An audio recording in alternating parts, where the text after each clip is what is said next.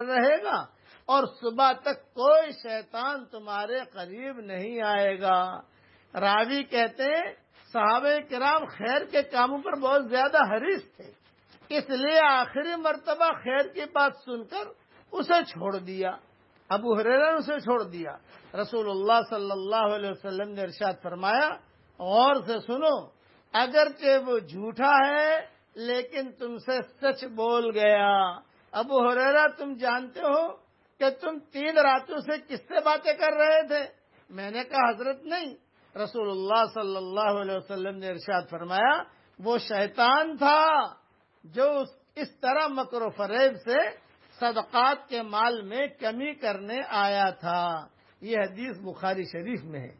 ابو ایوب انصاری کی روایت میں شیطان نے یوں کہا، تم اپنے گھر میں آیت الکرسی پڑھا کرو، تمہارے پاس کوئی شیطان